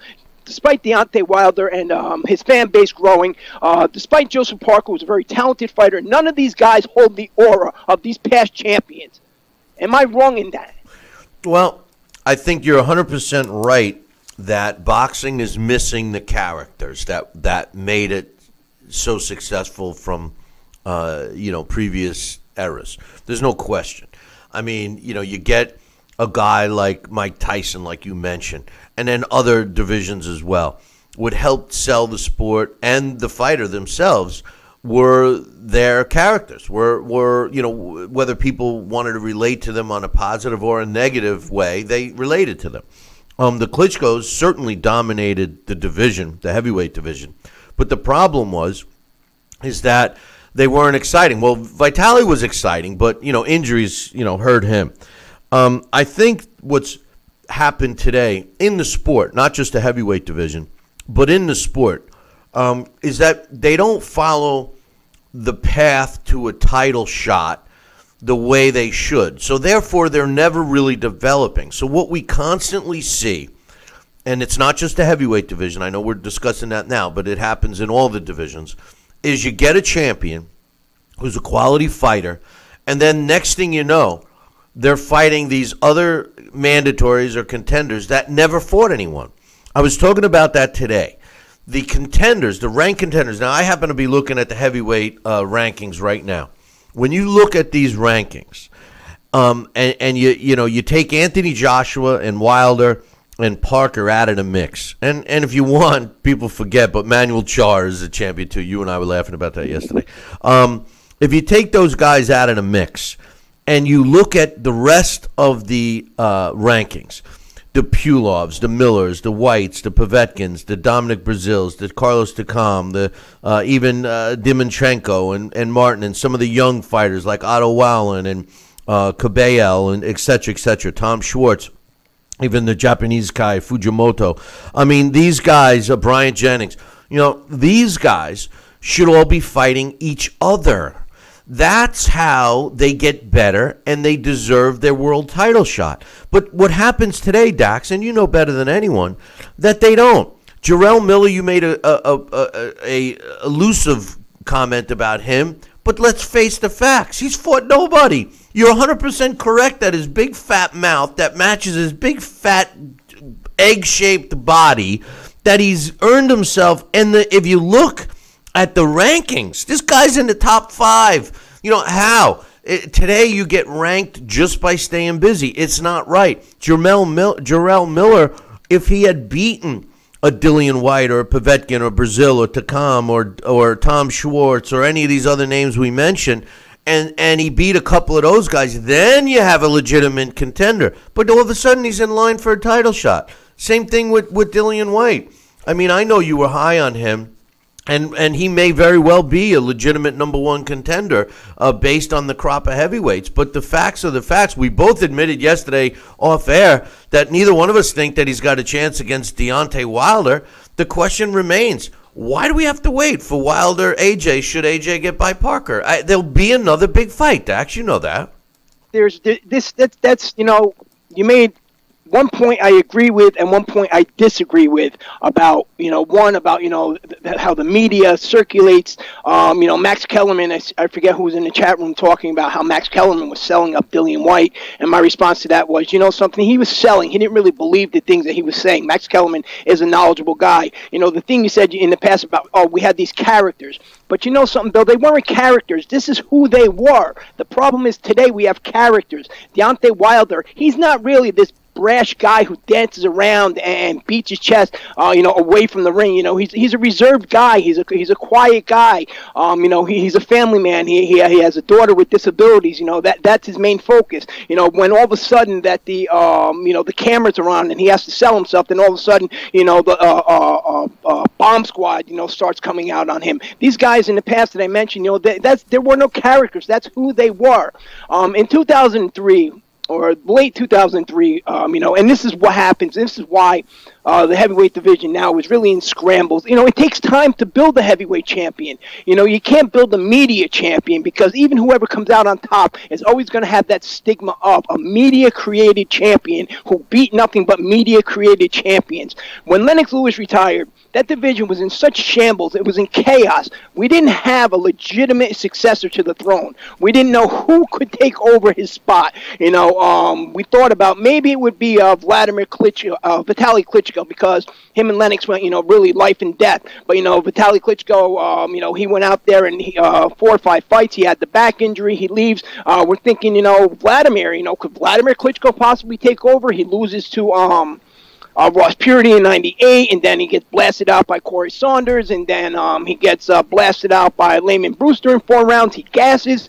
Can he hit? Sure, he can hit. He had this almost Ivan Drago Rocky IV type persona where, he was a stand-up, straight puncher, European-style fighter, but he had no levels to him. And then all of a sudden he gets with Emmanuel Stewart, and then little by little, over the years, what happens is he just starts beating these guys in such dominant fashion. He starts, Chris Bird, Ruslan Chigayev, Ray Austin, Calvin Brock, Alicia Castillo, Tony Thompson, on and on and on for almost 10 years. You can arguably say that maybe this guy lost 5 rounds. And that's how you build the champion, and that's how you build somebody that, can sit on top of this sport. And that's how you build somebody that, whether you love him or you hate him, as you stated, something, who's in charge. And that's how it has to be. You can't build media-created fighters. The amount of titles hurts that. The different networks hurts that, and the fighters themselves, because they're characters, hurts that. And this sport, even though the heavyweight division has not been the flagship division in a long time, you need a king of the sport, and the heavyweight champion is the king of the sport. And regardless of whoever comes out on top here, is not going to fill the position of these past guys, because these lower divisions, these guys that aren't being sold, these guys that are out there actually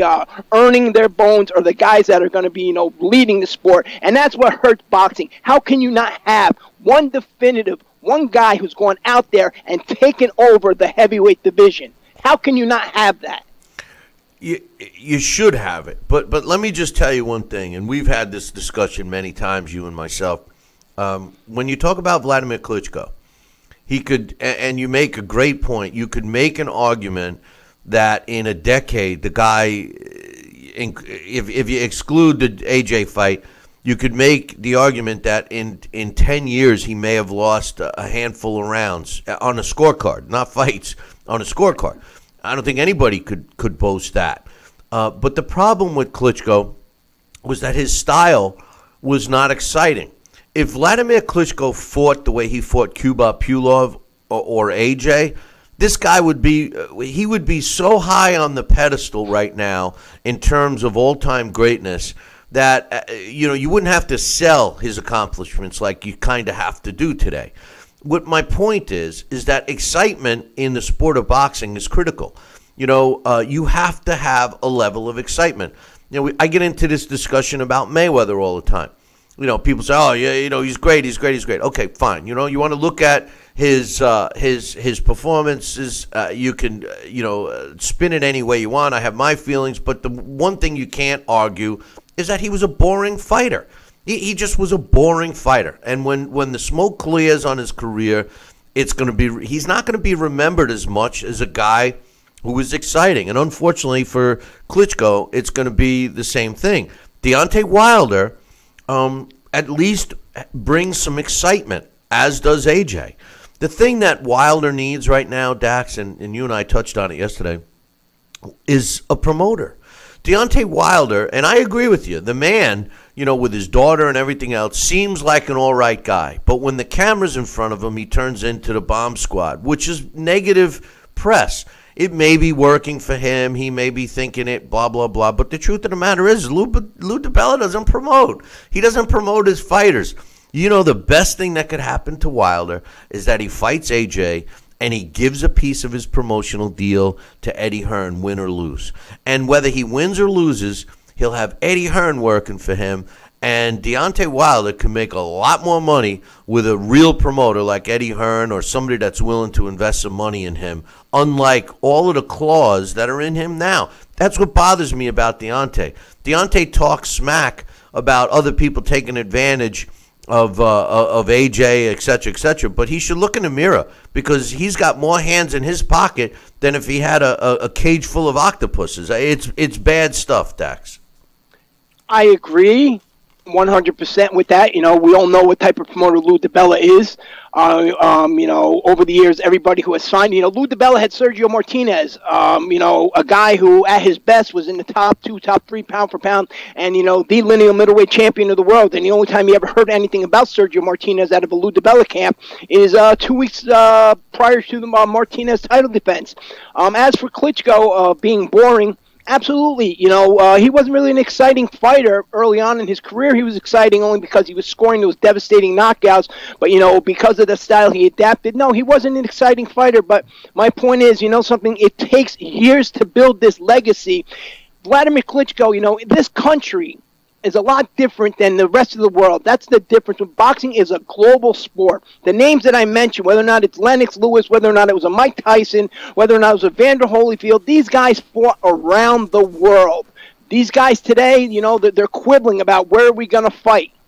You know, you're a world champion. Fight around the world. You will be marketable anywhere. When Vladimir Klitschko fought Anthony Joshua, when you realize and go back and, you know, do some research on your own and look at those numbers out of Germany were because of Vladimir Klitschko, because of the way he carried himself and because of over the years that he built up that fan base. You know, Anthony Joshua, if he was not British, and that's one of the things I love about the British fans is their, you know, their excitement and the way that they follow and they get behind those fighters. But if Anthony Joshua was American, let's say, Anthony Joshua wouldn't be a draw. He'd be in the same spot as a Deontay Wilder. And that's the difference. You have to go out there and create yourself a legacy. It takes time, and we can't be forced fed these from the media. How bad is the media force fed? And I know you hate when I bring up Lennox Lewis, but Lennox Lewis actually came out about this himself after the Deontay Wilder and Luis Ortiz fight.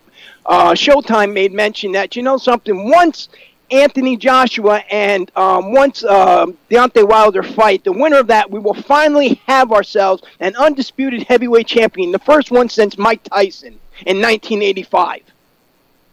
What is are you kidding me? The first one since Mike Tyson in 1985. They're saying this is the educated media feeding this to the fans after the Ortiz and Wilder fight.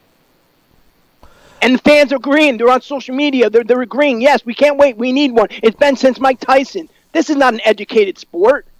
But you know something? Vladimir Klitschko, when he was the champion, nobody mentioned lineal. Nobody mentioned undisputed. They just mentioned this man is the champion of the world. Who will beat him? And none of these guys have that aura about him, whether or not they're boring, whether or not they're exciting, whether or not their promoter is handling them well. They just don't have that aura. And why? Because the media is force-feeding us these guys. They're not letting anybody go out there and prove themselves. And whenever somebody does go out there and have a good performance, what we do, and me and you are guilty of it ourselves, is we just look for reasons to pick apart these top performances. Why? Because we're just so fed up with the way everything is just being force-fed to us and why these guys are just not signing to fight each other. And that is why until there is one dominant heavyweight champion, this sport is just going to remain in chaos, and the UFC is going to continue to build, because the biggest news inside the last month, outside Canelo testing positive for PEDs, is the fact Dana White offered Anthony Joshua $500 million. Think about that. Another sport is creating bigger news than we are. Let me tell you, and I don't disagree with that, but let me tell you this. The winner of AJ and Deontay Wilder, if the fight is next, assuming, and it's a big assumption, if AJ beats Joseph Parker next, we would have, I think, a heavyweight champion that everyone would have to agree is the world heavyweight champion, even if the aftermath results in stripping of titles and breaking it up again because, you know, there's no way to meet all the mandatories, et cetera, et cetera. At least if the two met in the ring, the winner would walk away being regarded as the heavyweight champion. And I believe we need that. If there's one division that has to have a unified champion, at least for a little while, it has to be the heavyweight division. Unfortunately for Terrence Crawford, he was a guy that did it in the junior welterweight division, and unfortunately, as great as, and I think he's a great fighter, as great as he is, it wasn't enough. We need it for the heavyweight division. But everything you say is true. Hey, Dax, we got to run, but let me ask you real quickly, what's your thoughts on this whole, we haven't had a chance to really talk to you about it. You were out on vacation from what I hear, but, we had the Triple G and Canelo spat. Canelo tests positive. They suspend him temporarily till April 10th. What's your thoughts on this? To me, it's a joke.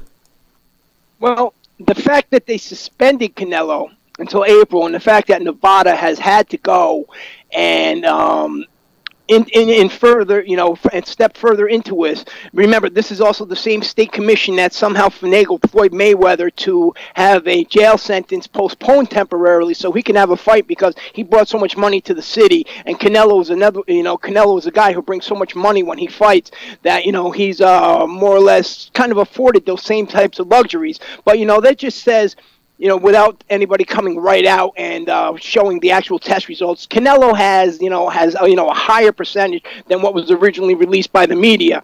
And I think that, an example needs to be made of a guy like Canelo. Not that I don't like the kid, but, the fact is, a high profile guy who, a pay-per-view draw like that has to be made an example of, because if you don't make an example out of a guy like Canelo and show, it's not going to be tolerated even for somebody who brings in all that money.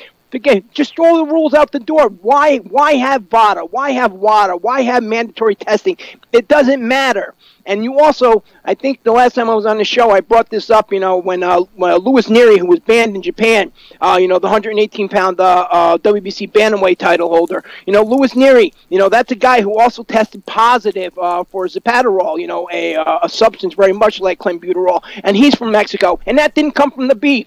And a lot of people were saying, and you mentioned earlier today in one of the emails, everybody's it's always going to be for the beef, for the beef, for the beef. So something, if I want to use peas and I want to go into a fight, you know what I do? I vacation in Mexico for 2 weeks. I use all the peas I want. I use all the masking agents I want. And then I sit there and say to the media, you know what? For 3 weeks, all I did, and I pull up my shirt and I do my best Tyson Fury impersonation, and I slap my fat stomach and say, I gained 100 pounds. I became a fat ass eating nothing but Mexican beef. That's why I tested dirty. Oh, it's okay. Yeah, no, I know, dude. I know, and it's comical. It's comical, and no one agrees with you more than me about setting an example. And I like Canelo, but hey, I think that it would go a long way. Making him pay the piper. But Dax, appreciate your time, and hope we can get you back on later in this week so we could talk about your breakdown and prediction of the big fight this weekend between AJ and Joseph Parker. All right, I'll talk to you then. All right, my man. That's Dax Khan. You can check out his column up on BillyCBoxing.com. I want to give a shout-out to my man, Scholar of Boxing. He's asking, he did a super chat, so we're going to give him the dues, man. My man, Scholar of Boxing's in the chat room on YouTube all the time. Sometimes he agrees with me, and sometimes he doesn't. But his big question that he's asking me now is exactly why aren't these guys just fighting each other? And the bottom line, and we're referring to Wilder and Deontay Wilder and AJ. There's and thanks for the super chat donation, Scholar. I appreciate that big time. Scholar of Boxing, another one of our fans that put his money where his mouth is. But there is no reason why they don't fight each other. I can come up with all of these excuses why fighters are ranked when they shouldn't be, and this and that and everything else. But the bottom line is, forget about it. Forget about it. Forget about the fact whether you think Deontay Wilder is good or not. Forget about the fact if you think AJ is good enough or not. Forget about if you think that Anthony Joshua has a weak resume. Forget about if you think that Deontay Wilder has 40 fights and he's only fought one quality opponent. Forget about all of that. What we have here is the top two heavyweights. Forget about how they made it to where they are, because at this point, they're there. They're number one and number two, okay? And there's nothing better in the sport of boxing when a number one guy fights a number two. And you notice I'm not saying anything about champions because it doesn't matter. The amount of champions that walk around with belts today have ruined it, have devalued the belt. So what we end up with is top two fighters. And in the division right now, whether they're the best two or not, we don't really know because neither one of them really climbed the contender ladder the way we're talking about should. But at this stage of the game right now, we got Deontay Wilder and Anthony Joshua as the top two fighters. AJ, in my opinion, is number one, and Deontay's number two. There's no reason to marinate. There's no reason to say if you're Mauricio Suleiman, there's no reason for him to say, hey, listen, Deontay, sorry, man, but your mandatory is Dillian Whyte. You got to fight him first. Otherwise, we're going to strip you of your title. Because at that point, if I'm Deontay Wilder, I'll say, take this title. This title means nothing. It means nothing. Because every single boxing fan out there, and a lot of marginal fans too, that aren't diehards, all they want to see right now is Deontay Wilder fight Anthony Joshua. And there's no reason to marinate it. I don't want to hear any more excuses. Oh, well, Deontay's not known over in England. So what? So what? And I find that hard to believe. The British boxing scene is probably the most knowledgeable group of fans on the planet when it comes to boxing. And they know who Deontay Wilder is. Come on. And are you going to tell me that no one knows who Anthony Joshua is if you're a boxing fan or even just a little bit of a boxing fan? Please. No, this is just the promoter and the network's way of getting more money. Okay? It's not the good of the fighter. A guy that gets talked into, a Deontay Wilder or an Anthony Joshua that sits behind closed doors and has their promoter and their manager say, listen, we want to marinate this fight so you can make more, so you can do this, so you do that, so fight this one first. That's not someone looking out for the fighter. That's someone trying to pad his or her own pocketbook. That's the facts, boys and girls. Okay? The facts are the facts. And the facts are that Anthony Joshua and Deontay Wilder right now providing, because Deontay did his part. He beat Luis Ortiz. Providing AJ beats Joseph Parker on Saturday night. Providing that happens, there is no need to build up anymore, and you can sit down and make a deal between AJ and Deontay, home and home agreement. You fight one fight in the UK, one fight in the US. You're fighting two fights regardless. Each of them get a rematch shot, and you set up where both fighters can walk away with boatloads of cash, life-altering cash, okay, for two fights, not a fight and then two fights. Don't you see what the thieves are doing? They're trying to get some other powers that be, make it seem like they're being forced to fight another fight in between, so they make the money. They're not taking any risk. They're not taking a risk of getting a career-ending injury like a busting up your hand. What would happen if Deontay Wilder's hand shattered in a fight? That's his only attribute. He's got no other skill set except his right hand. What happens? He should be like a piano player. He should have $1 gazillion insurance on his right hand. What happens if he hurts his right hand? The guy is done. Finished, kaput, fini, done. You know, what happens if AJ sustains a cut? It was almost, could have happened in the Carlos Takam fight. Sustains a cut where he constantly has a weak spot on his face from every fight. No. Listen, this is the hurt business, boys and girls. There's one fight left for Anthony Joshua and Deontay Wilder right now, okay? And that's to fight each other. They guarantee themselves two huge paydays because they're going to guarantee a rematch for both. There's no reason to fight Dillian Whyte, to fight Jarrell Fat Pig Miller, to fight anybody else. They fight each other. And then guess what, boys and girls? After the two fights are done between Deontay and AJ, there'll be another guy, because when those two fights happen, you have another fighter emerge as the next guy, and then the winner fights him. That's how it works, you know? Anyway, On this day in boxing history, in March 26, in 1983, Jung Koo Chang knocks out Hilaro Zapata in the third round to win the WBC World Junior Flyweight title that took place in Korea. On this day in 1909, Abe Attell knocks out Frankie White, no relation to Dillian, in the 8th round to retain his world featherweight title. That took place in Dayton, Ohio.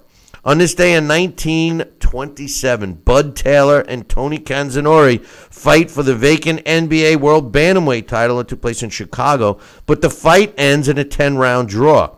The two would fight again on June 24th, and this time Bud Taylor wins a 10-round decision to capture the title. And finally, on this day, March 26th in 1994, Henry Mask knocks out Ernesto Magladeno in the 9th round to retain his IBF World Light Heavyweight title, and that took place in Germany. Hey, boys and girls, do yourself a favor. Make sure you tune in tomorrow morning. Same bat time, same bat channel. Until then, I'll leave you with this. Ciao, baby.